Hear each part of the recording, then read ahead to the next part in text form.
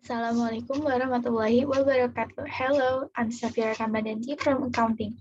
Today, I will presentation Module 8 English for Accounting. Let's get started.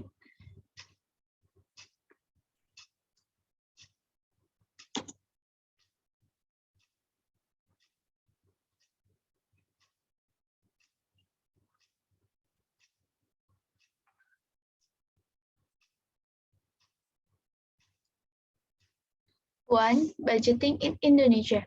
Indonesia has historically maintained a responsible and conservative fiscal policy, focused on sustaining a great fiscal discipline. In the years prior to the Asian financial crisis, the budget had a moderate surplus, 1 until 3% of GDP, and public debt was relatively low, 25% of GDP. The country enjoyed a high rate of economic growth and thus expanding public resource and development policies were at the forefront. The Asian financial crisis affected Indonesian economies profoundly. The economy shrunk by over 13% of GDP in 1998. Government debt rose dramatically in 1997 and 1998 and reached almost 100% of GDP in 1999. Reflecting the cost of providing liquidity and eventually the takeover of the banking system, the financial crisis triggered political upheaval in Indonesia with the resignation of the long-serving president. The country experienced a series of successive governments as new democratic constitutional arrangements were being finalized. Today, the parliament is freely elected and has assumed great powers, not least in the area of budgeting. The president, who has previously appointed by parliament, became directly elected. Great power was also developed from the center to regional government with the Big Bang decentralization program. In recent years, the government deficit has ranged between 0.5% and 1.2% of GDP. Debt levels have come down substantially, reaching 35% of GDP in 2008. This situation reflects the steadily improving economic performance as well as the proceeds from the sale of assets taken over during the crisis. Several significant changes have occurred to the composition of expenditures over time. First, and as not above, public investment and other development expenditures were cut significantly immediately following the crisis to fund sharply higher interest expenditure. This is the fiscal balance graphic of fiscal balance percent of GDP. And this one, the real GDP. This situation has now been reversed with lower interest expenditure giving room for increased public investment and other development expenditure as well as increased spending on education and health. Second, a significant amount of operating expenditure was transformed into transfer payments to regional governments as they assume many government service through the decentralization program. Third, fuel and electricity subsidies weigh heavily on the budget. Despite significant cuts in the subsidies, fuel subsidies account for almost 20% of spending in 2008, up from about 13% in 2007, owing to high international oil price. 2. Budget formulation. Budget formulation is the process of determining the resource necessary for take to carry out its programs, perform its mission, and to achieve strategic objectives and goals. Refunding budgeting. Following the 1997 until 98 economic and political crisis, the Indonesian budgeting system was transformed following the 1997 until 98 economic and political crisis. This information involved a new illegal framework for budgeting, a unified and more comprehensive budget, massive fiscal decentralization, and the empowerment of local governments. B. The second major transformation was to have a unified and more comprehensive budget. Previously, there were separate routine and development budgets, and significant of budget activity. Efforts in this area took several different forms. The first step was to make the separate routine and development budget as of 2005. This division was originally intended to emphasize the significance of development. It was the focus of development assistance to Indonesia, and it reflected the division of the responsibility between the Ministry of Finances and Bappenas. The newly unified budget formed the basis for the enhanced interaction of the planning and budgeting function.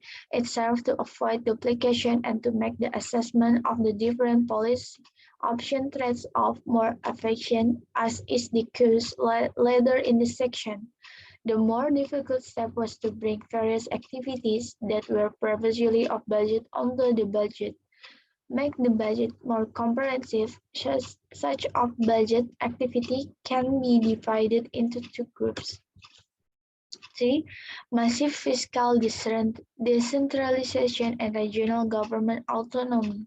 The third major transformation was Indonesia Big Bang decentralization program, which began in 2001 and which involved unprecedented political autonomy for the regions, as well as the transfer of significant function from the central government.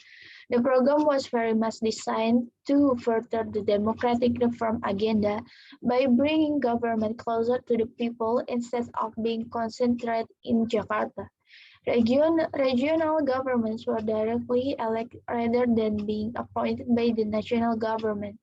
The decentralization program was also meant to stem the rising resentment of other provinces that want self-determination, most notably the resource-rich province. It was for this reason that the decentralization program was focused on developing power through the 400 plus regions rather than the 32 provinces. There was more danger of separatism at the provincial level than at the regional level. The program involved massive and rapid change, perhaps best symbolized by the transfer of 2.5 million civil servants, including in education, healthcare, and infrastructure development with just 1 year of preparation. There were relatively few service interruptions, and the regional government performed their function well. This is a small achievement given the circumstance and the short lead time. The share of total expenditure accounted for by regional governments rose significantly from less than 10% to one-third of total government expenditure of very short period of time. The decentralization program was greatly facilitated by Indonesia's previous system of deconcentration. Deconcentration was the practice whereby national government ministries and agencies organized themselves on a regional level. Decentralization meant that those regional offices no longer report to the respective ministries and agencies, but the newly elected the regional government themselves. Regional government, however, have very limited own fiscal resources. They depend overwhelmingly 90% on transfer from the national government. The taxing power remains very much centrally based today. The fiscal transfer are composed are three key elements. One, revenue sharing. Two, general allocation grants. Three, specific allocation grants. Revenue sharing involves the national government sharing property tax, personal income tax, and national and natural resource revenue with the regions. The rest of revenue sharing for natural resource vary, with the producing regions receiving a disproportionately higher rate of revenue sharing. Revenue sharing accounts for over one-fourth of all transfer from the national government. Conclusion: the economic and political crisis of 1997 and until 1998 triggered truly transformative change to budgeting in Indonesia. Change include creating a modern legal framework for budgeting, unifying the budget and making it more comprehensive by trimming of budget activity, and rapidly introducing a massive decentralization program. While some aspects of these reforms are not complete, the scale of this undertaking can be overestimated. Fiscal discipline was maintained throughout this period, and it should also be noted that Indonesia experienced major shock at the time, including the catastrophic tsunami, which makes the achievement all the more noteworthy. Compared to practice in OECD countries, the biggest distinction in Indonesia is the existence of a national planning function alongside budgeting and the corresponding institutional arrangement, with the Ministry of Finance and Bappenas both playing a key role. They do, however, appear to work well together, and the division of roles appears to be clear. The reform to unify the structure of the plan and the budget will further harmonize the two and remove inefficiency. The role of Parliament. Parliament is deeply involved in every stage of the budget process, from the earliest budget formulation stage to by implementation. Parliament has unlimited power to amend the budget proposal submitted by the government. Indeed, Parliament does amend the budget, sometimes significantly. Parliament security tends to focus more on detailed line items than overall budget policy and strategic priorities. Parliament is hampered by the lack of capacity in this area, reflecting its history of non-involvement in the budget process. The Indonesian Parliament. The Indonesian Parliament is a bicameral institution consisting of the House of Representatives and the Regional Representative Council, the upper chamber. The Regional Representative Council has a very limited set of tasks and is principally an advisory body. It has no role in the budget process where the House has sole responsibility. The House of Representatives consists of 550 members elected for 5-year terms. A proportional representation electoral system in use with multi-member constituents as established by the Independent Election Commission. The elections are based on party lists. Citizens vote for one party rather than individuals in their constituents. Parliamentary budget approval process. As was discussed about, Parliament interacts extensively with the government throughout the budget process. 1. Approving overall fiscal policy, orientation, and preliminary budget ceilings. 2. Holding informal discussion between ministries and agencies and their respective sectoral commission on contents of budget proposal.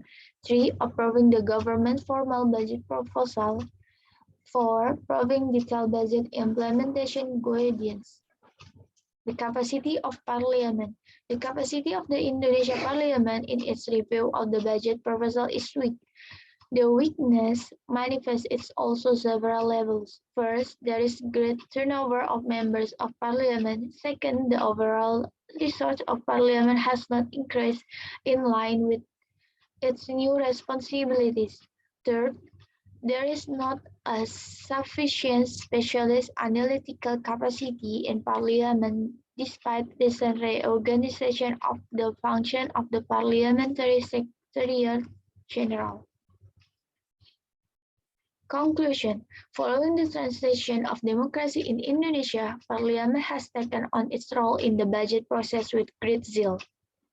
This move is to be commended as the budget is the single most important policy document of governments and its scrutiny and amendment where necessary by Parliament is imperative for a well-functioning democracy.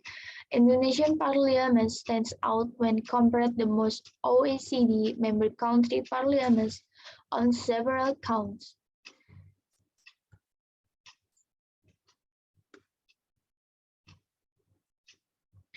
Okay, I think that's enough from me.